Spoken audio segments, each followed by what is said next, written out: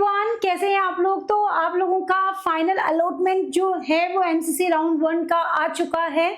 तो यहाँ पर आपको सबसे पहले मैं एक चीज दिखाना चाहूंगी बच्चों की, आप लोग जैसे ही अपना जो ऑफिशियल पोर्टल है एनसीसी का, वहां पर यदि आप जाएंगे तो आप देखोगे बच्चों की यहाँ पर लिखा गया है final allotment result for round 1 of UG counselling 2026। जैसे ही आप इसको क्लिक करोगे बेटा, तो यहाँ पर आप लोगों को जो है वो यहाँ पर ये सब कुछ मालूम चल जाएगा कि किस कोटे में बच्चों को कौन सा जो सीट है वो अलॉट हुआ है। ये पूरा आपके पास में यहाँ पर आप चेकआउट कर सकते हैं कि एनसीसी के लिए आप लोगों को कौन सा कॉलेज मिला है, ओपन कैटेगरी, जनरल, ये सब अलॉटेड है, वो सब कुछ आपको यहाँ पर मिल जाएगा। तो आप जाकर के चेक कर सकते हैं।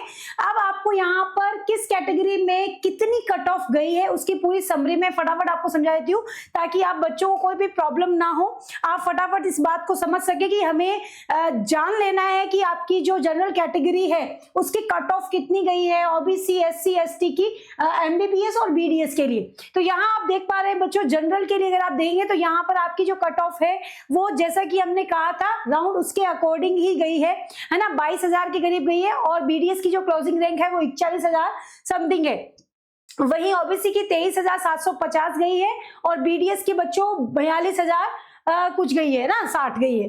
वहीं पर ईडब्ल्यूएस की 27,000, एमबीबीएस के लिए, एससी के लिए 1,44,921 गई है और एसटी के लिए 1,321 गई है एज पर स्टेट यदि देखा जाए। तो यहाँ पर ये आपकी क्लोजिंग हो चुकी है। जो फाइनल रिजल्ट एमसीसी ने आप लोगों को बताया है उसके अकॉर्डिंग अब आपकी रैंक इसके अंडर है तो आपको सीट अलॉट हुआ है, अदरवाइज नहीं। या फिर ऐसा भी हो सकता है कि कुछ बच्चों का सीट मिलने के बाद भी वो सेटिस्फाइड नहीं है, तो बच्चा आप अपना जो है वो सीट को अपग्रेड भी कर सकते हैं। तो यहाँ पर आप एक बात मैं यहाँ पर दिखाना चाहूंगी आपको कि आप लोग जैसे ही अपना आपको यदि आपका सीट मिल चुका है तो आप उस फॉर्म में जो आपको मैंने अभी दिखाया था उस पीडीएफ में आप नीचे स्क्रॉल करेंगे तो वहां पर आपको एक व्हीलिंग प्रोसेस दिखाई देगा, जहां पर आपको दिखाई देगा कि आप फ्रीज, फ्लोट और एग्जिट किस तरह से कर सकते हैं। यानी अगर कोई बच्चा फ्रीज करता है इसका मतलब उसने अपनी सीट ले ली है।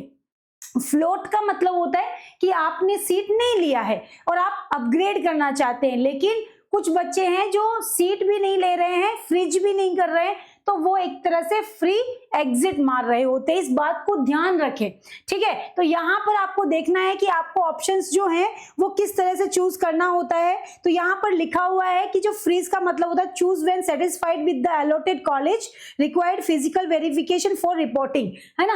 अगर आपने फ्रीज कर दिया है तो आपको फिजिकल जो वेरिफिकेशन है, डॉक्यूमेंटेशन करना पड़ेगा, कॉलेज में जाना पड़ेगा फिजिकली।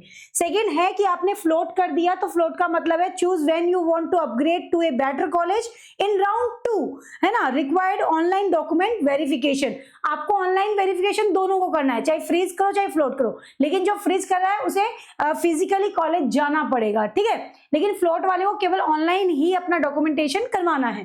देन आता है फ्री एग्जिट, है ना, नो एक्शन, यानी ये कहना चाहते हैं, इसका मतलब है इफ नो एक्शन फ्रीज और फ्लोट सेकंड, यानी आपने नहीं लिया है, it is consider a free exit, reporting not done, registration after freezing या float is treated as a withdraw. यानी आपने कुछ भी नहीं किया है तो आप बच्चे जो है वो आपने ना तो अपनी सीट को फ्रीज किया था ना फ्लोट किया था, तो आप स्टे वैकेंसी राउंड के लिए आगे जाके एलिजिबल हो सकते हैं। सो ध्यान रखिए कि आप अगर चाहते हैं कि आपको कॉलेज अच्छा लगा है तो फ्रीज, नहीं तो आप फ्लोट के ऑप्शन पे चले जाएंगे।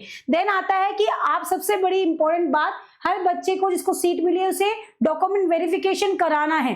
तो डॉक्यूमेंट्स की रिक्वायरमेंट क्या है वो जल्दी से आपको मैं बता देती हूँ। यहाँ पर आप बच्चों का जो डॉक्यूमेंटेशन है उसमें एडमिट कार्ड, स्कोर कार्ड, आपका नीट यूजी एडमिट कार्ड, ठीक है, 2 पेजेस का जो होने वाला है, वहीं आपका डेट ऑफ बर्थ जो है एंड वहां पर एजुकेशनल जो प्रूफ है वो चाहिए, 10th 12th की जो मार्कशीट है वो आपको लेकर जानी है, ठीक है। और वहीं पर कैटेगरी सर्टिफिकेट, रिक्वायर्ड कैटेगरी जो आपकी है, रिजर्वेशन आपका कैटेगरी में जो भी है वो आपको लेना है, तो आप वो सर्टिफिकेट जरूर लगाएं डॉक्यूमेंट्स के अंदर, ताकि आपकी सीट, कई बार रिजर्वेशन में भी आपको सीट मिल जाता है, तो हो सकता है अगर आपका रिजर्वेशन था और आपने नहीं लिया तो आपको कॉलेज अलॉट ना हो। सो इन चीजों का जरूर ध्यान रखें। तो ये थी आपका प्रॉपर मैंने समरी बता दी। अब इससे रिलेटेड आपको यदि कोई भी प्रॉब्लम हो रही है सो आप जाकर के चेकआउट कीजिए, और प्रॉब्लम है तो आप मुझे कमेंट सेक्शन में जरूर पूछ सकते हैं, मैं पर्सनली उसका रिप्लाई कर रही हूँ।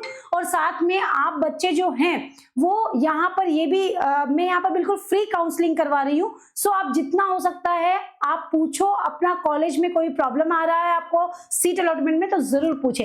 Thank you so much, thank you.